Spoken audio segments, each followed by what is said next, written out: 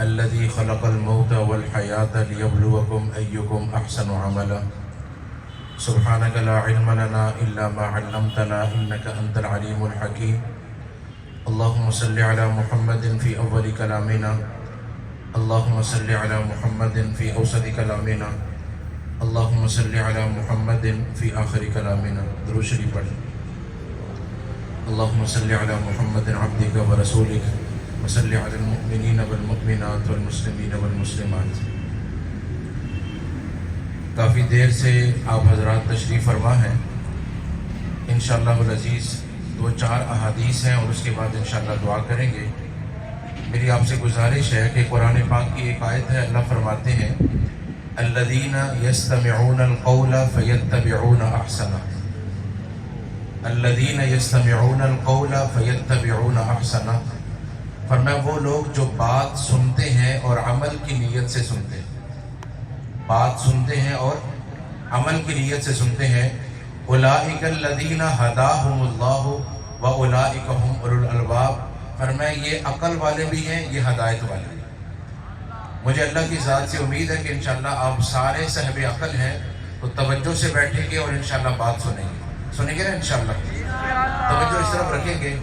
پہلی گزارش یہ ہے, حضرت عبداللہ بن مسعود رضی اللہ تعالیٰ عنہ صحابی رسول ہیں, یہ تشریف لے کے جا رہے تھے. ان کی ملاقات ہوئی عبداللہ بن عمر رضی اللہ تعالیٰ عنہ سے.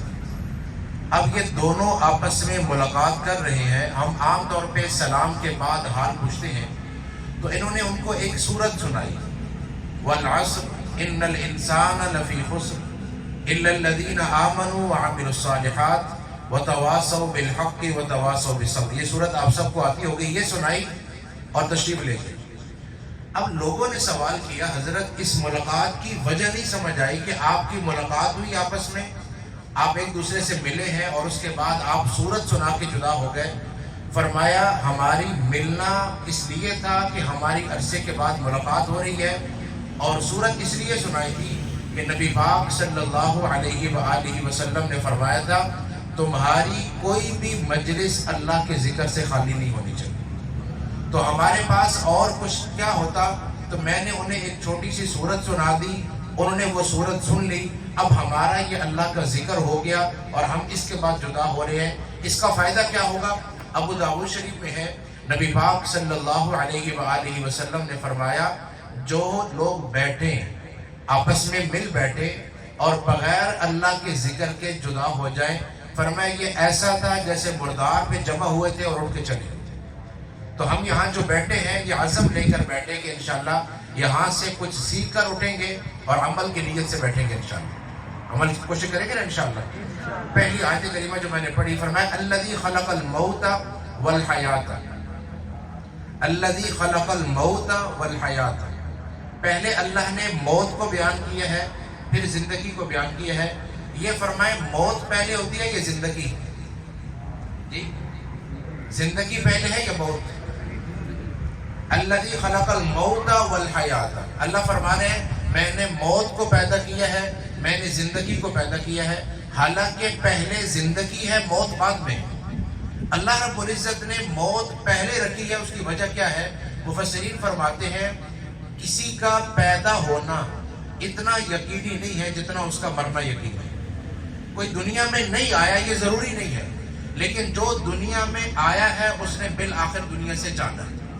نبی پاک صلی اللہ علیہ وآلہ وسلم نے اپنا ہاتھ گردن پہ رکھا اور دوسرا ہاتھ اپنا پھیلا دیا.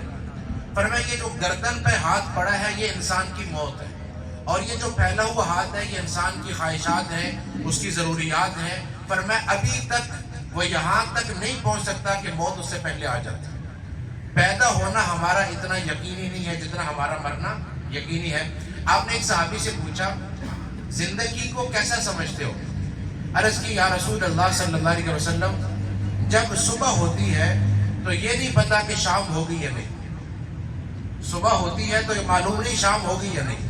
دوسرے صحابی سے پوچھا, عرض کی یا رسول اللہ صلی اللہ علیہ وسلم جب میں 4 رکعت کی نیت باندھتا ہوں یہ نہیں پتا کہ سلام پھیر سکتا ہوں یا نہیں.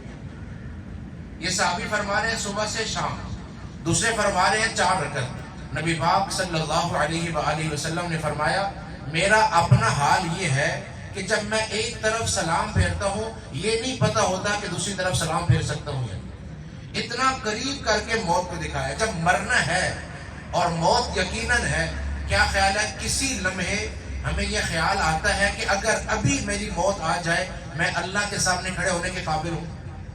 اس لمحہ اگر میری موت آ جائے تو کیا میرے فرائض پورے ہیں، میرے واجبات پورے ہیں، جو حق میں نے بندوں کا دینا تھا کیا میں نے ادا کر لیا؟ حضرت شیخ عبد القادر جیلانی رحمۃ اللہ علیہ نے غنیت الطالبین میں لکھا ہے، ایک بہت بڑے اللہ والے ان کا دنیا سے جانا ہوا، کسی کو خواب میں ملے، پوچھا حضرت کیا بنی؟ فرمایا ایک سوئی جنت میں جانے سے رکاوٹ بنی۔ ایک سوئی میں نے لی تھی کسی سے، وہ ادا نہیں کی تھی، اس سے پہلے موت آ گئی، وہ ایک سوئی جنت پہ جانے سے رکاوٹ بنی ہوئی ہے۔ اگر ایک سوئی رکاوٹ بن رہی ہے جہاں اتنے سارے حقوق اور فرائض باقی ہوں، ہم کیسے تصور کر سکتے ہیں کہ جنت میں جائیں؟ تو پہلی چیز یہ فرمایا الذی خلق الموت والحیات، موت پہلے رکھی ہے۔ اتنا زندگی ضروری نہیں ہے جتنا ایک مسلمان کے لیے یہ تصور ضروری ہے کہ میں نے مرنا ہے۔ اور دوسری وجہ سنیے گا، فرمایا الذی خلق الموت والحیات، اللہ نے موت کو پیدا کیا ہے، اللہ نے زندگی کو پیدا کیا ہے۔ موت پہلے اس لیے رکھی، فرمایا اصل زندگی ایمان والے کی ہے ہی مرنے کے بعد۔ یہاں جو زندگی ہے اس میں بیماری ہے، بڑھاپا ہے، تکالیف ہے، پریشانیاں ہیں، اتنے سارے معاملات ہیں، لیکن جو زندگی اللہ مرنے کے بعد عطا کریں گے اس میں بڑھاپا نہیں ہے، بیماری نہیں ہے، تکالیف نہیں ہے، بلکہ حضرت سعد رضی اللہ تعالیٰ کا جب دنیا سے جانا ہوا، سعد بن معاذ رضی اللہ عنہ، تو صحابہ کرام اداس تھے، پریشان تھے۔ آپ نے پوچھا کیا بات ہے؟ عرض کی یا رسول اللہ صلی اللہ علیہ وسلم، حضرت سعد کی وفات نے ہمیں پریشان کیا۔ فرمایا اللہ نے جنت میں سعد کو ہاتھ صاف کرنے کے لیے جو کپڑا دیا ہے، فرمایا تمہاری ساری دنیا سے زیادہ قیمتی ہے۔ ایک کپڑا تمہاری ساری دنیا سے زیادہ قیمتی ہے۔ تو یہاں کی زندگی کیا ہے؟ اصل زندگی وہ ہے جو اللہ نے مرنے کے بعد کے لیے رکھی ہے۔ تو پہلی گزارش یہ ہے، ہم میں سے ہر ایک نے یہ عزم کرنا ہے کہ میں نے مرنے سے پہلے، قبر سے پہلے اپنی قبر آخرت کی تیاری کرنی ہے۔ انشاءاللہ کریں گے، انشاءاللہ یہ عزم کرنا ہے۔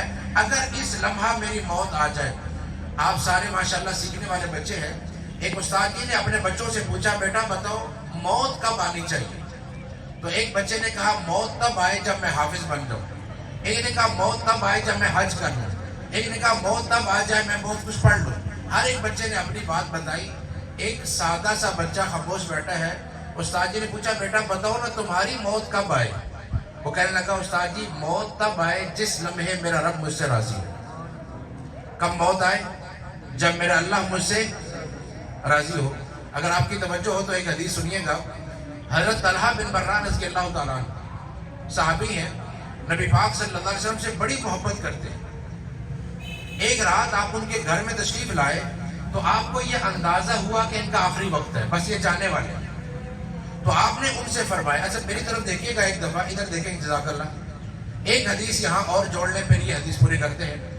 البدایہ والنہایہ میں علامہ ابن کثیر رحمۃ اللہ نے روایت نقل کی ہے، ایک انصاری صحابی کا آخری وقت ہے، آخری وقت ہے، اور اس کے سرہانے نبی پاک صلی اللہ علیہ وآلہ وسلم کھڑے۔ صحابی کا نصیب دیکھیں کہ آخری وقت ہے اور سر پہ کون ہے؟ جی ابھی حافظ صاحب پڑھ رہے تھے نا کہ دیدار نصیب ہو جائے، آپ کا ساتھ آپ کی قدموں میں جا کے جان دینا نصیب ہو جائے۔ نبی پاک صلی اللہ علیہ وسلم اس صحابی کے سر پر کھڑے اور ان کا آخری وقت ہے۔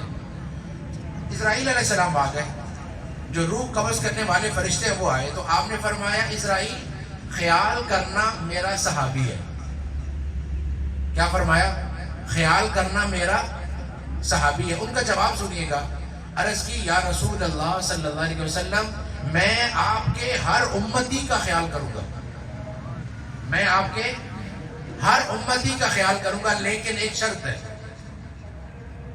توجہ ادھر رکھیں گے۔ فرمایا میں آپ کے ہر امتی کا خیال کروں گا، شرط ایک ہے، کیا؟ فرمایا وہ نماز نہ چھوڑتا ہوں۔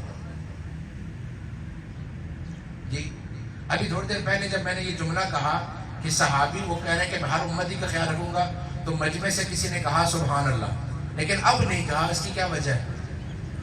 حدیث دوبارہ سنیے گا، نبی پاک صلی اللہ علیہ وآلہ وسلم نے فرمایا خیال کرنا میرا صحابی ہے، وہ عرض کرتے ہیں یا رسول اللہ صلی اللہ علیہ وسلم میں آپ کے ہر امتی کا خیال کروں گا، شرط کیا ہے؟ شرط کیا ہے؟ نمازی ہو۔ اب ہوگا کیا ذرا سنیے گا، وہ کہتے ہیں جو آپ کا امتی نمازی ہوا میں آؤں گا، انتظار کروں گا، کلمہ پڑھنے کی تلقین کروں گا، پھر روح قبض کروں گا۔ شرط کیا ہے؟ ابھی میں آپ سے ہاتھ نہیں کھڑا کرواتا، لیکن اپنے آپ سے پوچھے آج فجر کس کس نے پڑھی ہے؟ اپنے آپ سے پوچھے، صرف اپنے آپ سے پوچھے آج فجر کس کس نے پڑھی ہے؟ ہمارے گھروں میں جتنے مسائل ہیں، جتنی پریشانیاں ہیں، رزق کی تنگی ہے، جھگڑے ہیں، تعلقات میں خرابی ہے، عبداللہ بن مسعود رضی اللہ عنہ فرماتے ہیں جو بندہ فجر کی 2 سنتیں گھر میں پڑھ کر مسجد آئے، فجر کی 2 سنتیں اپنے گھر میں پڑھے پھر مسجد آئے، فرمایا میں گارنٹی دے رہا ہوں اس کے گھر میں رزق کی تنگی نہیں ہوگی، کبھی اختلاف نہیں ہوگا۔ فجر کی 2 سنتیں کہاں پڑھنی ہے؟ اپنے گھر میں، اور پھر آنا ہے۔ خیر طلحہ بن برہ رضی اللہ عنہ، ان کے سر پہ نبی پاک صلی اللہ علیہ وسلم، تو آپ نے گھر والوں کو بتایا آج کی رات یہ نہیں گزارے گا، صبح اس کا جانا ہو جائے گا۔ ایسا کرو کہ اگر رات کو اس کی موت آئی تو مجھے بتانا، میں خود اس کا جنازہ پڑھوں گا۔ یہ نبی پاک صلی اللہ علیہ وسلم فرما رہے ہیں، اور آپ کو شاید اندازہ نہیں ہے جس کے جنازے میں 40 ایمان والے آ جائیں اللہ اس کی بخشش کر دیتے ہیں۔